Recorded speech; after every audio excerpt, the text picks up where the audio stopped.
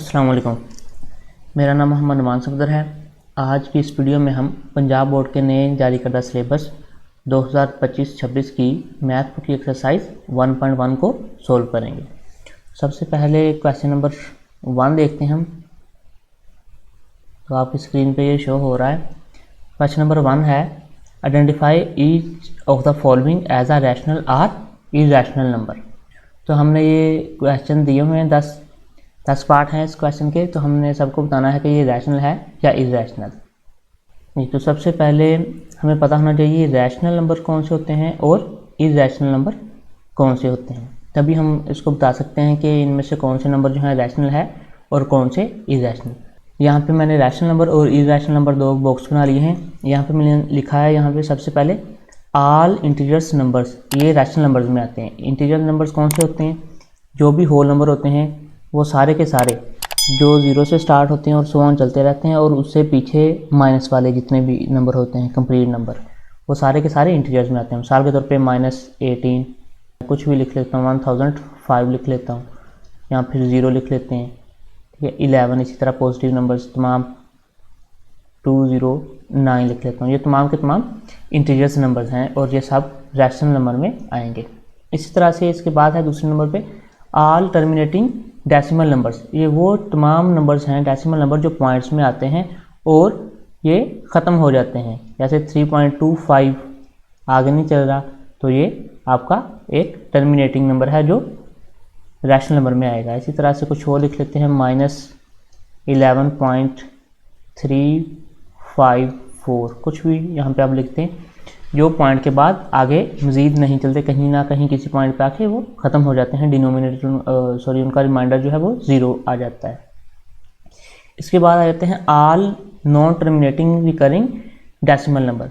इसमें वो तमाम नंबर आते हैं जो आपके टर्मिनेट नहीं होते, ठीक है, नॉन टर्मिनेटिंग होते हैं, लेकिन वो पॉइंट के बाद कुछ डिजिट्स के बाद या फर्स्ट डिजिट के बाद ही वो तमाम के तमाम रिपीट हो रहे होते हैं। मिसाल के तौर पे यहाँ पे मैं एग्जांपल 1-2 लिखता हूँ।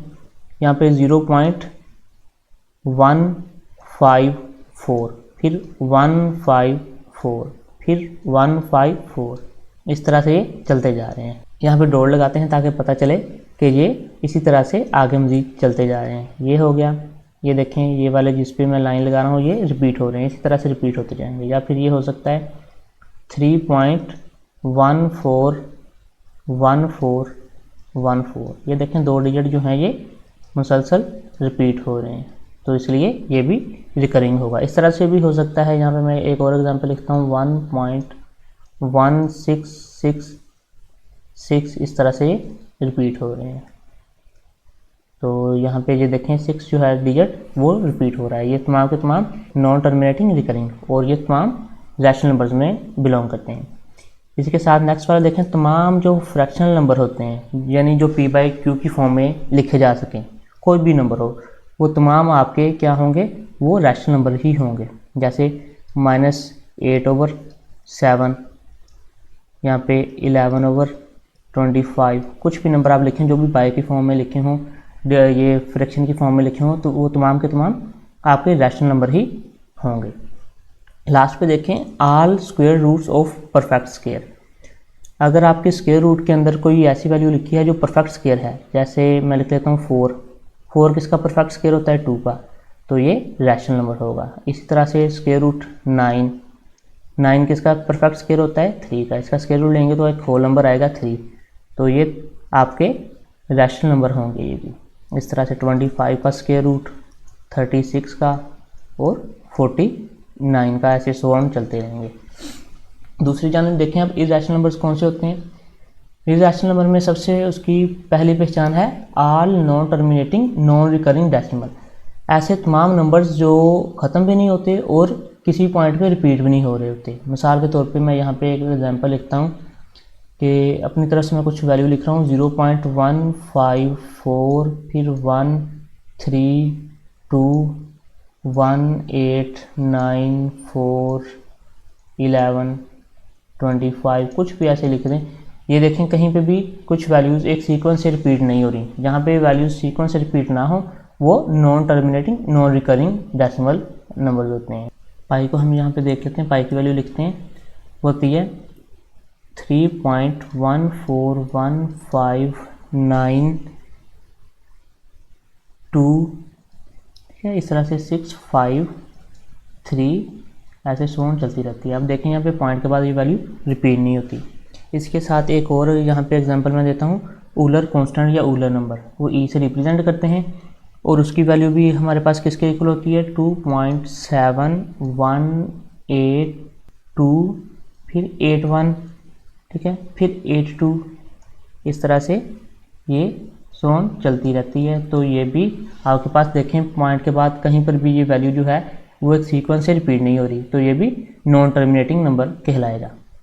इसके पास लास्ट पे आ जाए, इसके बाद है यहाँ पे are square roots of not perfect square. ऐसी तमाम वैल्यूज़ जो स्क्वायर रूट के अंदर लिखी हों लेकिन उनका जो रेडिकेंड है या फिर बेस है वो परफेक्ट स्क्वायर ना हो। एग्जाम्पल के तौर पे 2 किसी का भी परफेक्ट स्क्वायर नहीं है, इसका आंसर आप लेंगे तो वही नॉन रिकरिंग डेसिमल नंबर ही आएगा। आप इसको फाइंड कर लें तो non recurring non terminating value आएगी। तो यहाँ पे इसी तरह से स्क्वायर रूट 3, स्क्वायर रूट 5, ठीक है, 4 का तो हो जाता है वो 2 होता है, लेकिन 5 का इस तरह से 6 7 इस तरह की जो वैल्यूज़ होती हैं अगर आप उनको फाइंड करें ना कैलकुलेटर पे तो वो नॉन टर्मिनेटिंग और नॉन रिकरिंग होंगी, इसलिए इनको इरेशनल नंबर कहते हैं। इस तरह से आपको पता चल गया कि रैशनल नंबर कौन से होते हैं और इरेशनल नंबर कौन से होते हैं। अच्छा देखें यहाँ पे सबसे पहले वैल्यू है 2.3535 और 35। देखें ये टर्मिनेट वैल्यू है, आगे डॉट नहीं लगे हुए, मतलब ये ख़त्म हो गई है। तो जो ख़त्म होती है वो कौन सी वैल्यू होती है, रैशनल नंबर। अभी हमने बात की थी पहले, ये रैशनल होगा, रैशनल नंबर कहलाएगा। अब दूसरी वैल्यू पे आ जाए 0.6 बार। अब ये 0.6 बार का मतलब क्या है, बार का मतलब है कि वैल्यू जो है बार के नीचे वो मुसलसल रिपीट होती जाएगी। अब देखें जब रिपीट होगी वो तो ये एक रिकरिंग डेसिमल फ्रैक्शन बन जाएगी। तो अगर रिकरिंग बन रही है तो रिकरिंग भी किस में आ रही थी, वो रैशनल नंबर में ही आ रही थी, तो ये भी एक रैशनल नंबर होगा। थर्ड पे आ जाए, थर्ड वैल्यू है 2.236067। देखें यहाँ पे पॉइंट के बाद कोई भी वैल्यू रिपीट नहीं हो रही, तो जो नहीं रिपीट हो रही नॉन रिकरिंग है। नॉन रिकरिंग किस में आ रही है, वो इरेशनल नंबर होता है जी, ये इरेशनल नंबर होगा। इसके बाद देखें स्क्वायर रूट 7। अब स्क्वायर रूट 7 मैंने बोला था कि अगर स्क्वायर रूट के नीचे कोई भी वैल्यू लिखी हो और वो एक परफेक्ट स्क्वायर ना हो तो वो इरेशनल नंबर होगा। वैसे भी अगर आप इसको कैलकुलेटर पे करें, मैं यहाँ पे कैलकुलेटर पे लिखता हूँ,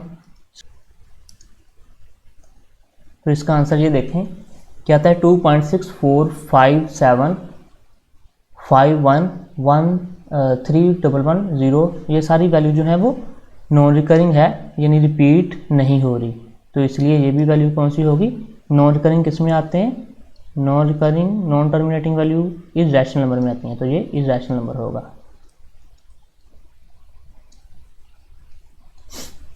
लास्ट इस पे क्वेश्चन नंबर 5 देखें, ई की वैल्यू अभी मैंने आपको बताई थी कि ई की वैल्यू एक ये ई ऊलर कांस्टेंट होता है जिसकी वैल्यू हमारे पास 2.718281, ठीक है, 82 और 84 और सो ऑन इस तरह से चलती है। देखें ये भी पॉइंट के बाद कहीं पे भी रिपीट नहीं होती, तो ये भी कौन सा नंबर होगा जी, बिल्कुल इरेशनल नंबर होगा, ये इरेशनल नंबर। अब पाई की वैल्यू भी हम यहाँ पे जानते हैं कि मैंने पहले एग्जांपल में भी बताई थी, यहाँ पर भी देख लें इसको। यह है 3.1415926, इस तरह से आगे सोन चलती रहती है 53। तो ये भी ये देखें पॉइंट के बाद कहीं पर भी रिपीट नहीं हो रही, जो रिपीट नहीं होगी वो कौन सी वैल्यू कहलाएगी, इरेशनल नंबर। इस तरह से नेक्स्ट आ जाए आगे, क्वेश्चन नंबर 7 है 5 प्लस स्क्वायर रूट 11। इसको कैलकुलेटर पे करते हैं, फिर मैं बताता हूँ आपको। यहाँ पे 5 प्लस स्क्वायर रूट 11 तो इक्वल टू करते हैं इसको, तो देखें वैल्यू आपके पास जो आई है 8.316624 790355 आगे इस तरह से चलती जा रही है। तो कोई भी वैल्यू यहाँ से जो है एक सीक्वेंस से रिपीट नहीं हो रही, यानी कुछ डिजिट के बाद फिर वही डिजिट आ जाए, फिर दोबारा वही डिजिट रिपीट हो, ऐसा कोई सिलसिला नहीं है। तो इसलिए ये भी क्या वैल्यू होगी, ये इरेशनल नंबर कहलाएगा।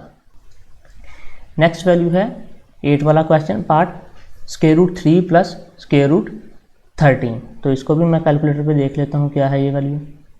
इसको क्लोज करके √3 प्लस √13, जब इसको इक्वल टू करते हैं तो यहाँ पर भी जो आंसर आया है 5.33760208303029। देखें एक सीक्वेंस से कोई वैल्यू भी रिपीट यहाँ पे नहीं हो रही। अगर सीक्वेंस से रिपीट नहीं हो रही तो ये वैल्यू भी क्या होगी जी, बिल्कुल इरेशनल नंबर होगा ये भी। इसके बाद देखें नेक्स्ट वैल्यू 15/4। अभी ये p/q की फॉर्म में लिखा हुआ है। मैंने बोला था कोई भी फ्रैक्शन में वैल्यू लिखी हो p/q की वैल्यू में और q ≠ = 0 हो तो वो तमाम की तमाम क्या होती हैं, रैशनल नंबर। ये यहाँ पे लिख लें, ये रैशनल नंबर आएगा due to it is a fractional part which is written as p/q and q ≠ = 0, आप लिख सकते हैं। इसके बाद लास्ट पार्ट है इंटू 2 माइनस √2, फिर नेक्स्ट मल्टीप्लाई हो रहा है इंटू 2 प्लस √2। इसको हम सोल्व करते हैं और इसको देखते हैं कि ये रैशनल है या इरेशनल। इसको सोल्व करके हमने बताना है 2 माइनस √2 इंटू 2 प्लस √2। अच्छा, सबसे पहले देखें यहाँ पे ये पहली फर्स्ट वैल्यू 2 है, यहाँ पर भी फर्स्ट वैल्यू 2 है। सेकंड नंबर पे जो वैल्यू है √2 है, यहाँ पर भी सेकंड नंबर पे जो वैल्यू है वो √2 है। आपके पास अगर a माइनस b और इंटू a प्लस b हो तो वो किसके इक्वल होता है, वो a² माइनस b² के इक्वल होता है। बेशक शुरू में a प्लस b आए और दूसरे नंबर पे a माइनस b आए तब भी यही फार्मूला रहेगा। तो ये हम फार्मूले की मदद से इसको सॉल्व करते हैं। दो वैल्यू सेम है ये वाली, ठीक है। फर्स्ट वाली भी फर्स्ट वाली के इक्वल है, सेकंड वाली सेकंड वाली के इक्वल है, बस दरमियान में एक बार प्लस है और एक बार माइनस। तो फार्मूला क्या लगेगा, पहले पहली वाली वैल्यू का स्क्वायर, फिर माइनस, फिर दूसरी वैल्यू जो है √2 उसका स्क्वायर।